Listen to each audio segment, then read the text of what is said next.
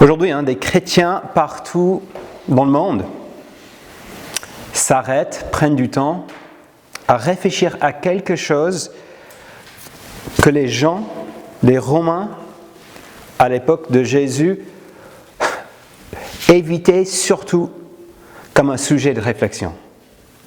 Une crucifixion, la mort de Jésus. Et vous êtes déjà dans l'évangile de Marc, et je propose on continue, on reste dans cet évangile, et on lit juste quelques versets, une partie du récit de la mort de Jésus. Marc chapitre 15, versets 15 à 27.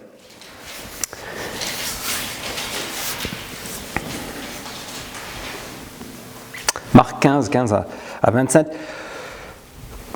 Voulant satisfaire la foule, Pilate leur relâcha Barabbas, et après avoir fait fouetter Jésus, il le livra à la crucifixion. Les soldats conduisirent Jésus à l'intérieur de la cour, c'est-à-dire dans le prétoire, et ils rassemblèrent toute la troupe. Ils lui mirent un habit pourpre et posèrent sur sa tête une couronne d'épines qu'ils avaient tressée, puis se mirent à le saluer. « Salut, roi des Juifs !» Ils lui frappaient la tête avec un rouleau, crachaient sur lui et se mettaient à genoux pour se prosterner devant lui. Après s'être ainsi moqués de lui, ils lui enlevèrent l'habit pourpre, lui remirent ses vêtements et l'emmenèrent pour le crucifier. Ils forcèrent un passant qui revenait des champs à porter la croix de Jésus. C'était Simon de Cyrène, le père d'Alexandre et de Rufus.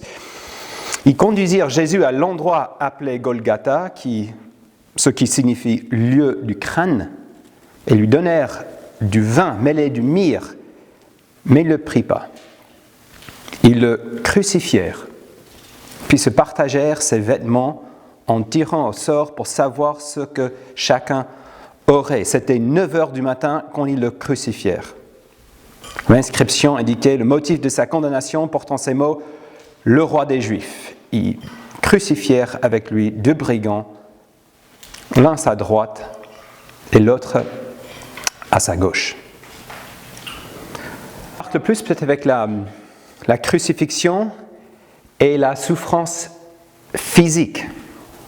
La crucifixion, c'était comme un instrument de mort avec l'objectif exprès d'augmenter et prolonger les souffrances des victimes. Être cloué mains et pieds sur un morceau de bois après une flagellation romaine dépasse nos expériences. Même la guillotine, c'était un mort humanitaire, à la différence de cette mort terrible maîtrisée par les Romains. Mais, est-ce que vous avez remarqué que Marc est extrêmement retenu dans la description des souffrances de Jésus? Oui, verset 15, après avoir fouetté Jésus, Pilate le livre à la crucifixion. Verset 24, ils le crucifièrent. Verset 25, 9h du matin, quand ils le crucifièrent. Les mots simples pour expliquer cette mort terrible. Mais par contre, regardez versets 16 au 20. Là, Marc ralentit et il donne plus de détails. Les soldats conduisirent Jésus à l'intérieur de la cour. Ils rassemblent toute la troupe. Ils ont mis tout le monde dans la caserne à regarder ce pauvre type. Il l'amène, il enlève ses vêtements. Déjà, sa peau est déchirée, ouverte. Ils lui mirent un habit pourpre. Pourquoi pourpre? Parce que c'était la couleur la plus chère. C'est une couleur associée à la royauté. Pose sur sa tête une couronne d'épines. C'est pas juste de faire souffrir, mais de faire une blague, une couronne. C'était souvent un objet de victoire, et même un empereur romain qui revenait d'une victoire, il était couronné, il était mis en pourpre, et pour célébrer la victoire. Et puis ils se mirent à le saluer. « Salut, roi des Juifs !» Il lui frappait la tête avec un roseau, crachait sur lui et se mettait à genoux pour se prosterner devant lui. Ils se sont moqués de lui. Ce n'est pas juste de frapper avec un bâton, mais frapper avec un bâton qui faisait office d'un sceptre, d'un roi. Alors, quel est l'objectif de toute cette moquerie ? C'est une cruelle célébration de Jésus comme un échec. Le projet messianique est une grande blague. Jésus mérite la honte. C'est ça la moquerie, hein ? De faire honte aux autres. Je pense qu'on voit à quel point Marc souligne cette moquerie. On voit même après, verset 29, les passants l'insultaient sur la croix et secouaient la tête en disant « Hé, toi qui détruis le temple, sauve-toi toi-même, descends !» Les chefs des prêtres aussi, les spécialistes de la loi, se moquaient aussi d'entre eux, verset 21. Ce récit est entouré par les gens qui se moquent de Jésus. Et je pense là, ça nous aide à capter quelque chose, peut-être on ne se rend pas compte. La crucifixion, ce n'était pas juste une mort terrible, c'était une mort honteuse. La croix est vraiment un symbole et une source de honte. La victime était déhumanisée, déshabillée, mise à nu, abusée, torturée, assoiffée par le soleil, le sang, la souillure, pas de pause toilette depuis une croix. Certains archéologues constatent même que Golgotha, à l'extérieur de la ville, faisait un peu office de la poubelle de Jérusalem. Donc voilà Jésus, cloué sur un bout de bois, dans la poubelle, rempli de souffrance et de sang. Et quand l'orateur romain, Cicéron, a dit que la croix était quelque chose tellement honteuse qu'il ne fallait pas même la mentionner en public, dans un discours, ce n'était pas une exagération. La croix est une source de honte. Jésus a subi la honte, il était couvert de honte. Lui qui n'a pas du tout mérité. C'est quoi l'attribut de Dieu plus central ? Dieu qui est saint, sa sainteté, Dieu qui est digne de gloire et de l'honneur. Et ici, Jésus, cloué sur un bout de bois dans la poubelle de Jérusalem. C'est quoi la honte ? Ed Welch, dans son livre « Libéré de la honte », dit « C'est le sentiment profond d'être inacceptable à cause de quelque chose que vous avez fait, que l'on vous a fait, ou qui se rapporte à votre personne. Vous vous sentez vulnérable et humilié. » La culpabilité est quand même liée avec la honte. Peut-être on peut dire que la culpabilité, c'est le sentiment que nous avons fait quelque chose, un acte, devant une loi, un acte mauvais. Mais la honte est plus de l'ordre que nous sommes mauvais devant les autres. Nous ne sommes pas à notre place, nous ne sommes pas acceptables. Je me souviens quand j'avais 14 ans, je faisais 2 semaines d'affilée de camp avec les scouts. Et entre les 2 semaines, on passait par un poste, il y avait un téléphone. Et je pouvais téléphoner à mes parents. Je vivais un peu la solitude, donc je voulais bien appeler mes parents. Et c'était dans une pièce réservée pour le staff. Et quelqu'un m'a dit, David, tu peux aller, ça va, j'étais là avec mes copains. Genre dans la pièce, il y a un téléphone, j'appelle chez moi. Et c'est maman qui répond, elle dit, David. Et à ce moment-là, un autre responsable vient dans la salle. Et il dit, ah, mais toi, tu n'as pas le droit d'être ici, sors tout de suite. Et j'étais intimidé, j'ai paniqué un peu, j'ai raccroché comme ça.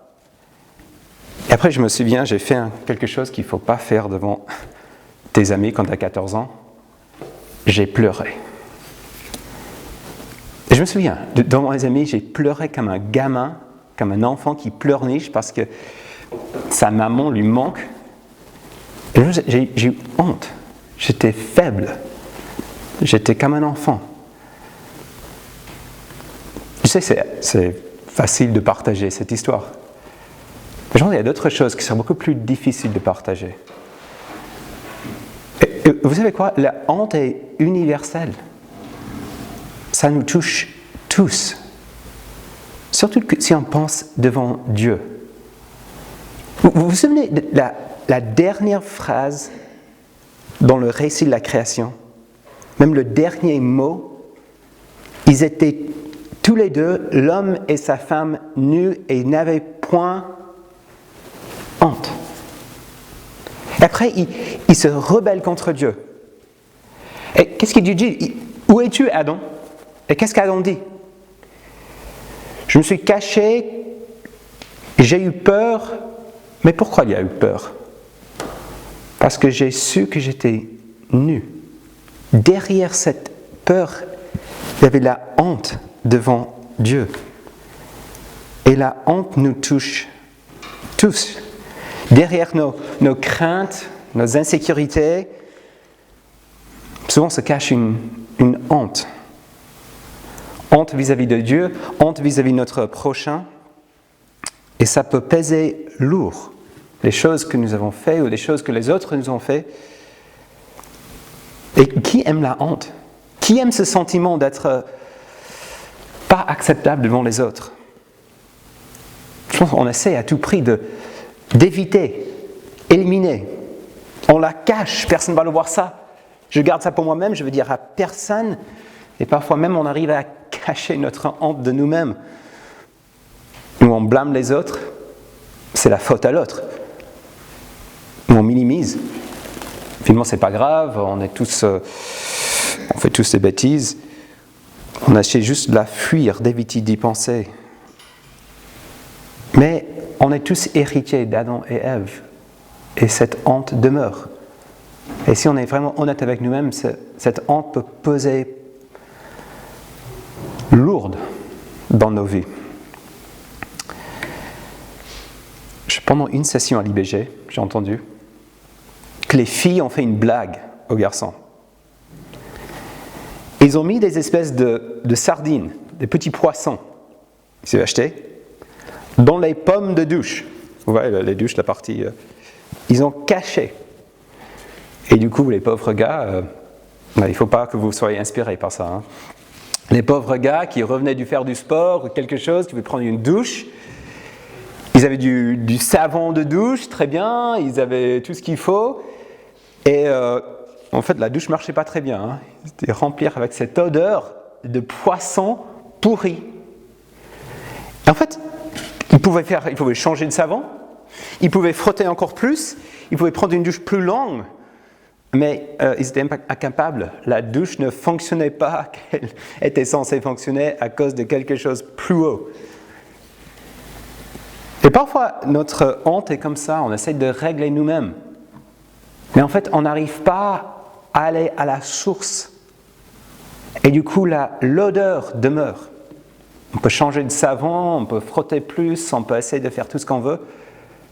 Mais cette odeur désagréable demeure et elle pèse sur nous et elle peut freiner beaucoup de choses dans notre vie chrétienne. On ne se sent jamais vraiment acceptable dans les moments de prière intime avec Dieu. On ne se sent jamais assez acceptable pour vraiment partager l'évangile avec les gens autour de nous. Ça pèse sur nos vies chrétiennes. Mais c'est ça, je pense, de réfléchir à la honte, regarder à Jésus, regarder notre Sauveur merveilleux. Lui, il n'a pas évité la honte, il a accepté. Lui qui était parfaitement innocent, qui n'avait aucune blâme sur lui, il a pris sur lui la honte. Mais pourquoi? Il s'agit de quoi cette histoire d'un homme qui est cloué sur une croix? On sait tous, hein? Il a fait ça pour nous. Il prenait sur lui, pas juste la poubelle de Jérusalem, mais la poubelle de toute l'humanité. Nos défauts, notre honte. Le péché qui nous rend indignes. Et finalement, devant Dieu, on mérite.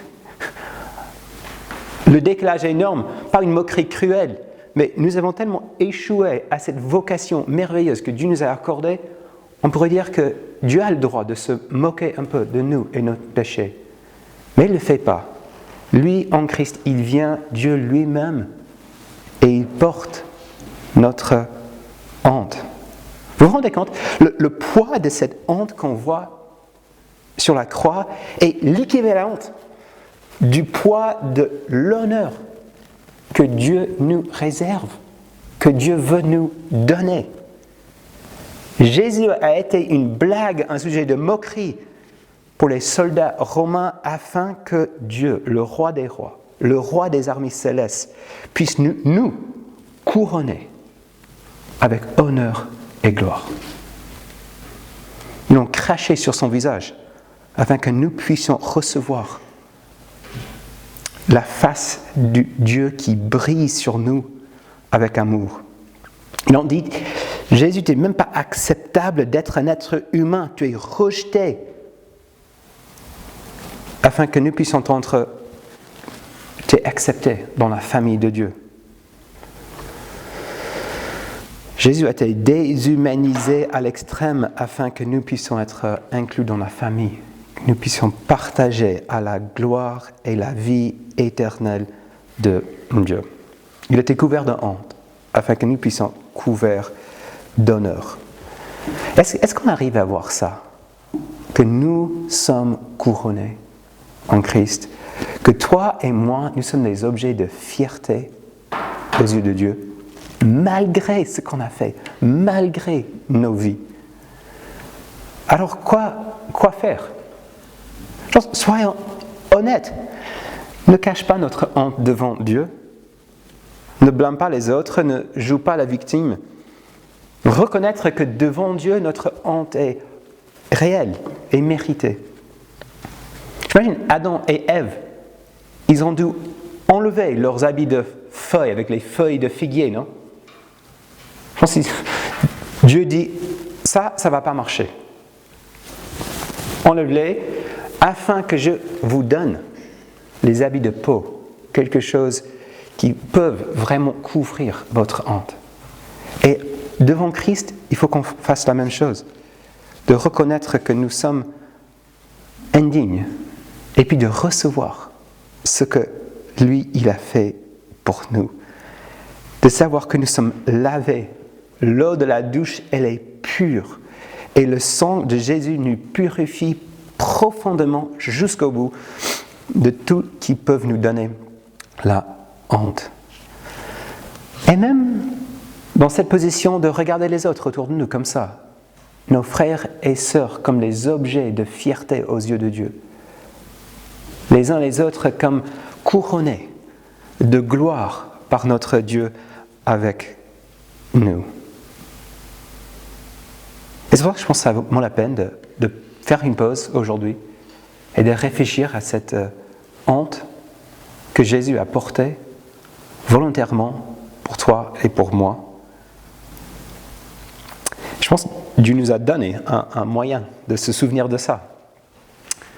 En fait, juste avant sa mort, on connaît bien l'histoire, Jésus invite ses disciples à la table. Et je vais lire le texte, Marc 14, 22. Pendant qu'ils mangeaient, Jésus prit du pain et après avoir prononcé la prière de bénédiction, il le remplit et leur donna en disant « Prenez, ceci est mon corps ». Puis ensuite une coupe et après avoir remercié Dieu, il la leur donna, ils en burent tous et il leur dit « Ceci est mon sang, le sang de la nouvelle alliance qui est versé pour beaucoup.